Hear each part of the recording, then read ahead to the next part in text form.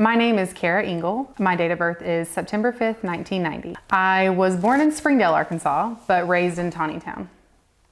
And even though you signed the permission form, we want you to say for the video that we have your permission to do the interview. You have my permission to do the interview.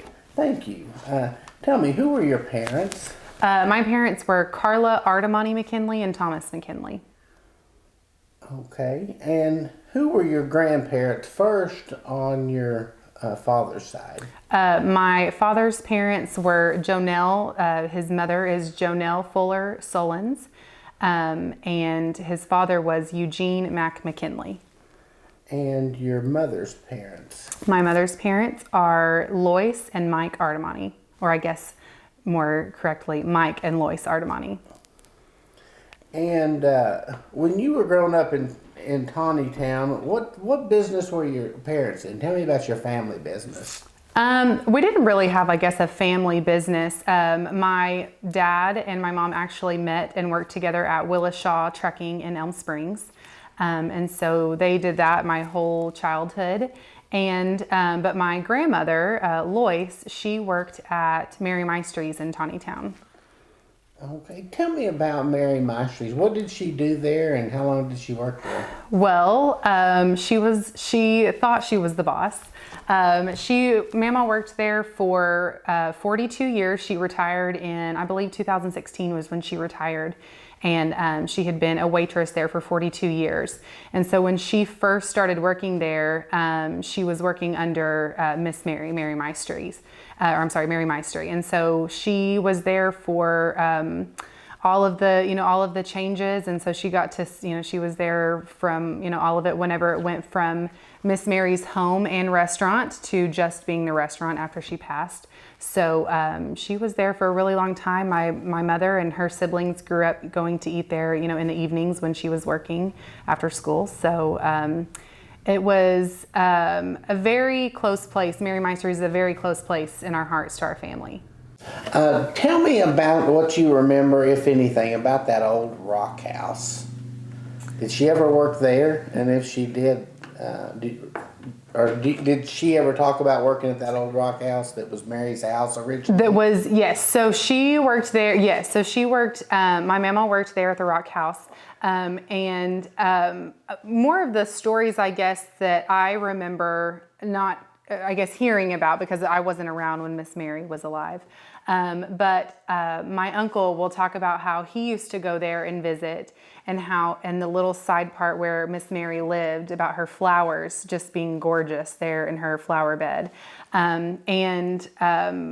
So I guess as far as the building itself, the stories, I don't, remember the stories as far as the building itself, but the people that were there, being around Miss Mary, her stature and how she was, those are the stories that I remember my mama and my mom and her siblings talking about.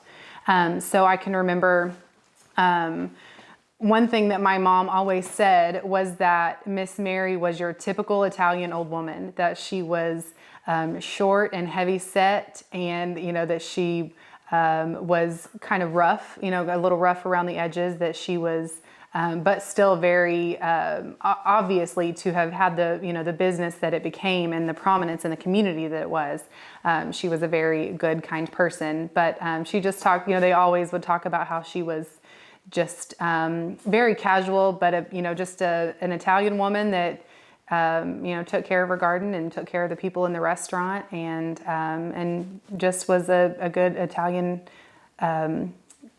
grandmother. She would feed you and take care of you. So that's what I remember. What do you remember personally about going to the restaurant, if anything? So my memories growing up are completely different than my mother's memories of going there as a child. But my mama worked there in the evenings, and so I would come home and get off the bus, and I would go to her house while she would get ready. And then after she would get ready, she would leave about 4 o'clock in the afternoons. And so we would go up to Mary Maestry's to visit with Mama more than we would to eat. And so we would go up and, I always just remember feeling really cool because I got to go in the kitchen, and, I knew where the rolls were, and I knew where the green olives were for the salad. And so that was one of my favorite things. But we would always go up, and they had a table in the corner. I remember specifically the table that was in the corner that none of the customers ever sat at. It was only for, the waitresses and stuff like that to go sit out and visit and get things taken care of. And so we would just go over to the table and sit and visit with the ladies and visit with Mama, and she would have her cup of coffee. And back in the day, the ladies would have their cigarettes too. Of course, they weren't able to do that up until, a few years back. But yeah, so I remember going up and, it was just a very casual. Most of the time when people think of Mary Maestries, they think of a very fancy restaurant, fancy building, and fancy dinner, but it was always just a very casual going to see grandma thing for me. But of course we did do lots of celebrations up there, and that was where we had birthday dinners and family gatherings and things like that as well. So we had the casual memories as well as the special memories there. Good. Also, who were your siblings? Who were your brothers and sisters when you were growing up? So I have one sibling, Derek McKinley, and it was just the two of us, and he is 3 years older than me. We grew up, but we have lots of, cousins and things like that, but we grew up, not really in the large Catholic family, Italian family that most of them remember. It was just the two of us. Since y'all didn't really have a family business to work on as a kid, what jobs did you have or things you would do to make money when you were growing up? I actually, whenever I was probably too young to be working, I started working at the Tontitown Flea Market for Jim and Kathy Miller. And so that was one thing, that was my main, I babysat a lot for a lot of the families around here, but making money, my job to make money was working at the flea market. I worked there every weekend all through high school and actually through college. So I began working there in 2003, I believe. And actually still to this day, we go up there and visit and catch up and sometimes fill in if she needs me. So that was my main job, was working up there. What are your earliest memories of Tontitown? When you were little, what do you remember first, or your oldest memories of the town and what it was like? So my memories growing up, I remember actually, just coming from all of my friends living in Springdale, not all of my friends, but I had a lot of friends that lived in Springdale and around. But my memories were not having a grocery store. And so I can remember if we wanted to go to the grocery store, we had to go to town, is what we always called it. We were going to town. And so we had to go far into, as now it's just, right down the road, but going into Springdale to go to the grocery store was a big thing. But Tontitown, it's just a big family. And so we grew up, walking out the door, we waved at everybody going down the road. Everybody went to church together. It was just, your typical small town. Everybody was family here. And anytime we needed anything, we had our family, but we also had our friends that were, like our family. And so I just remember it being very quaint and peaceful and, everybody helping each other whenever we needed anything. You mentioned the flea market. What other stores or shops in town do you remember when you were a kid that you may have gone to? We didn't have very many, growing up, we didn't have very many stores in Tontitown. It was a very small, we had just a few small things, but we didn't have, we didn't have a lot of stores. I know the one thing that I remember whenever we would have our farm days where we were working on the farm, we would go up to Woody's and have a burger. And so that was always, kind of special. We didn't have Sonic then, we had Woody's. And so we went up there and would get a burger on Saturdays or Sundays when we were working around the farm. We would go to the flea market and go shopping at the Tontitown Flea Market. And there was only one place to get gas and get a fountain Coke, and that was at Z-Mart. And so those are really the three main places, I guess, that we went to. Where did you live when you were growing up? What are the different places you lived? I lived in one home growing up, and my mom still lives there today. We lived on Ardemani Road. So we grew up on Ardemani Road with all of the Ardemanis. And so my mom's grandma and grandpa, Beato and Violet Ardemani, they had their homestead here. And so their three children, my grandpa Mike and his two sisters, Imogene and Philomene. They each got, a little piece of the land from their family or from their mom and dad, my great grandma and grandpa. And so from there, my mom and her siblings, a couple of her brother Larry and her brother Scott, bought part of the land from them too. So I grew up with my two uncles and my grandma and my mom all living on the same street. So we all lived on Artimani Road, and they still to this day live there. And after that, where did you move and how did you end up back here? In 2014, we moved to West Texas, to Amarillo area. My husband is in the oil field, and so we moved there for his job. We ended up relocating to Oklahoma City in 2016 for a couple of years, and we just recently this year moved back here to Tontitown, and we officially have our address and are about to break ground on our home here. So I will also be raising my children on Artimani Road. So I'm very excited and looking forward to that. If you were talking to somebody who didn't know anything about Tontitown and said, well, you can live anywhere you want to, why Tontitown? What would you tell them? Tontitown is home. And everybody that has asked me that has asked me why I wanted to go home so badly and why it was so important to me to get back, to Tontitown, is because that's home. It's where my mom lives. It's where my brother lives. It's where my aunts and uncles and my cousins live.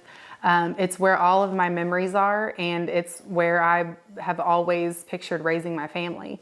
And so when whenever I made the announcement that I was coming back to Tontitown, everybody said, welcome home. That was what friends and family from everywhere, that's what they were telling me. Everybody in Tontitown, welcome home. And so being back in Tontitown was very important to me because it's home. And that's where I am, and I'm excited that it's going to be home for my children as well.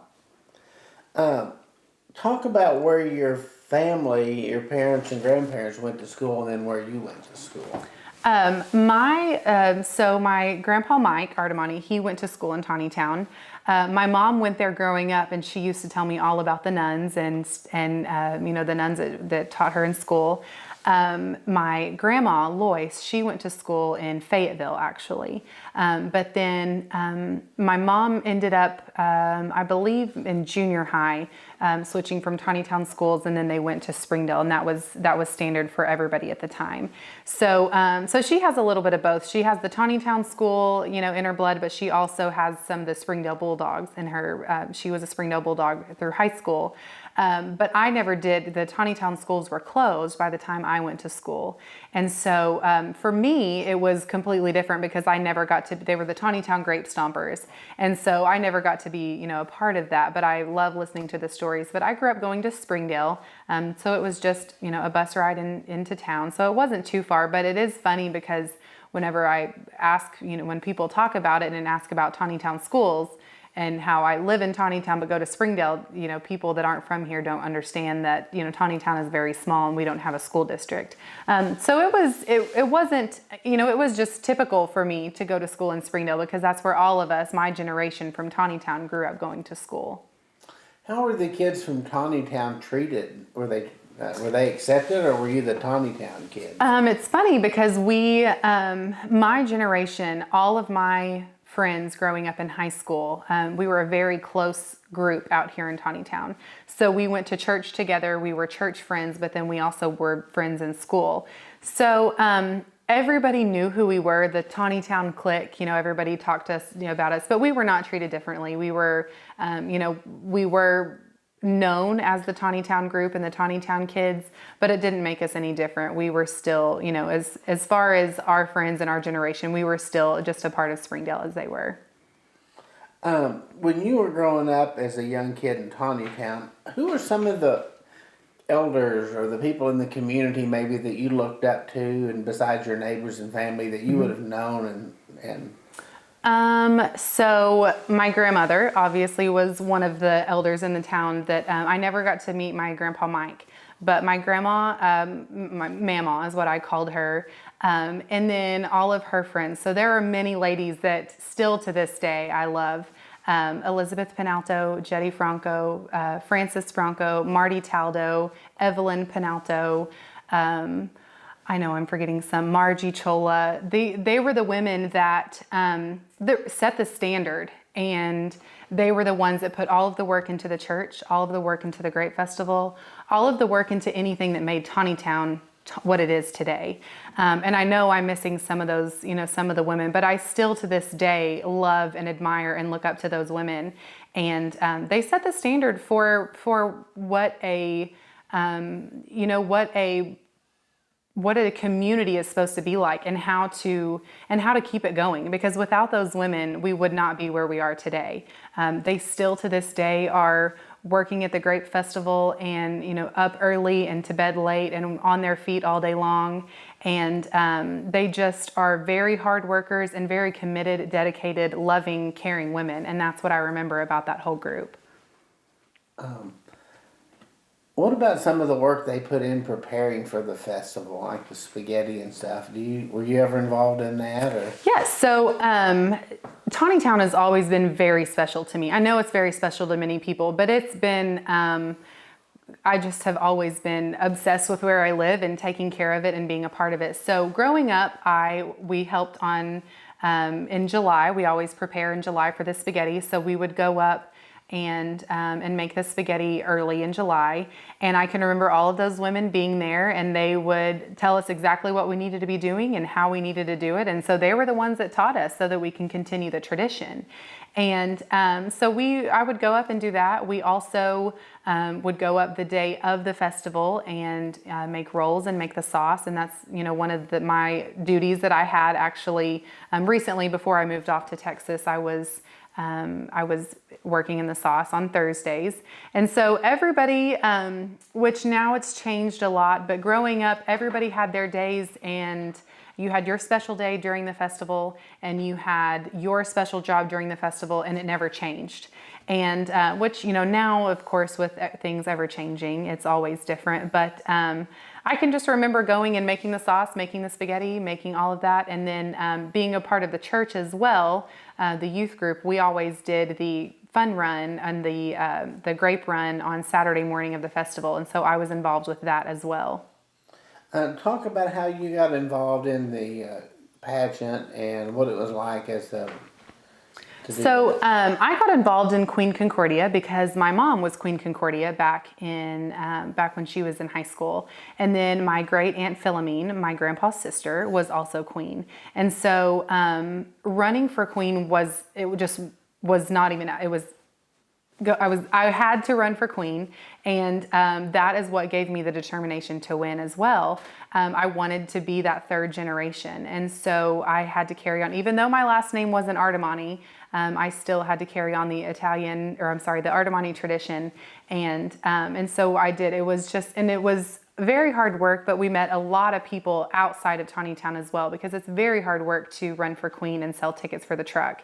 And so, but it was in my blood to run and to carry on that tradition from my aunt and from my mom. And so it was just from a little girl, I just knew that was what I wanted to do. And my very, very close friends, we all ran in different years so that we wouldn't beat each other. Any other special memories from the Grape Festival? All of my memories are at the Grape Festival. Every year, that's what we did. We went all 5 days a week, but I don't have any, particular special memories, with the exception of, being with my best friends, being with family, and it was just one large family reunion going to the Grape Festival. Everybody that had moved away and, that was from here, from Tontitown, but had moved away, they were coming home, and it was just a big homecoming and reunion for everybody. And so it was one thing that I especially loved. You've talked earlier about your church, but talk about how big a part of your family and the community was the church. St. Joseph's Catholic Church was the only church in Tontitown up until recently. And so when you think about Tontitown, it's hard to think about Tontitown without thinking about the Catholic Church. So for our family, it was all one and the same. Being from Tontitown was from being from St. Joseph's. And so being Catholic and being a part of that community was even more important, if not as important. as just being a part of our own family. And so growing up, coming from, being in St. Joseph's, it was just a big part of our family. We were baptized there. All of my aunts and uncles were baptized there. My grandmother and grandfather were married at St. Joseph's. I was married at St. Joseph's. My confirmation was at St. Joseph's, and both of my children were baptized at St. Joseph's. And so with the theme of Tontitown being it's about tradition, St. Joseph's Catholic Church is also about tradition. What else can you think of maybe that I haven't thought to ask about? Other interesting memories or thoughts? You've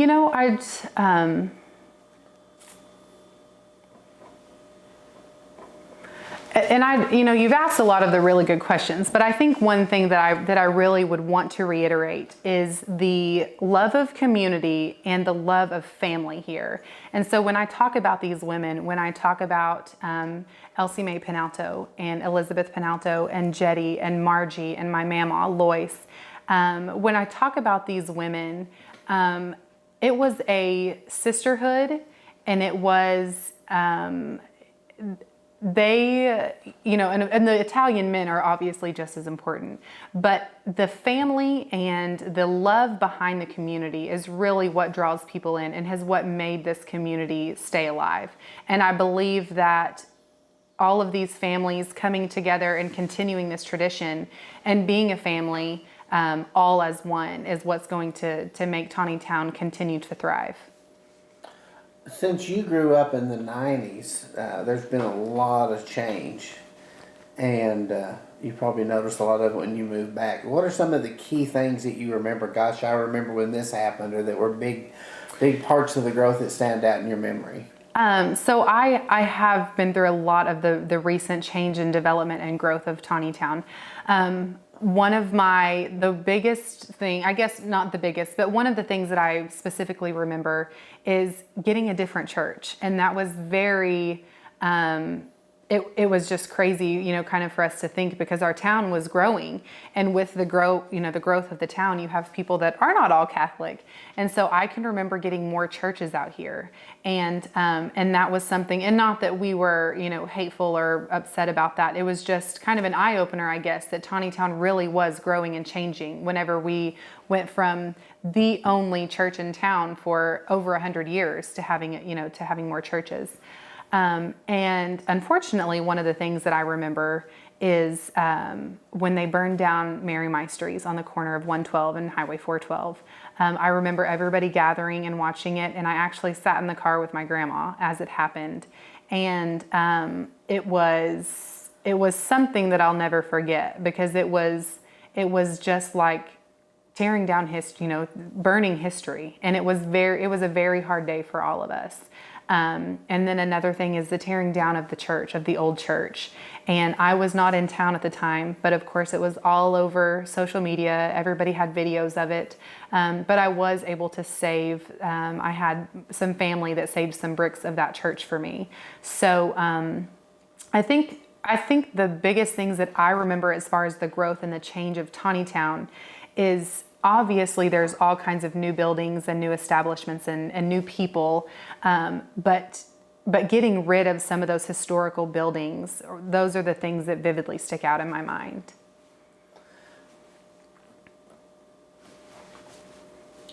If you had to tell somebody, maybe one of your friends from Oklahoma or somewhere, that said, tell me about your little hometown of Tontitown. What is Tontitown? What's that like? What would you tell them?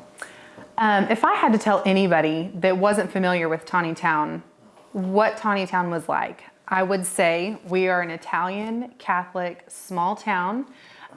Rumors spread fast, but love spreads faster. And I think that,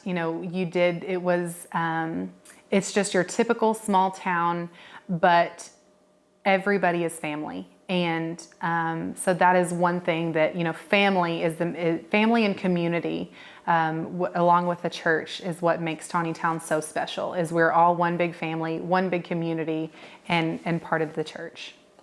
And you may have already kind of said this before, but if you just had to boil it down and someone said, complete this sentence. My favorite thing about Tontitown is... My favorite thing about Tontitown is... the people. The people have been family. We have all the generations of family and people. And my grandparents grew up with my friends' grandparents. And then they had children, and their parents grew up with my parents, and then they had children, which are my friends now, my generation. So my favorite thing about Tontitown is the people.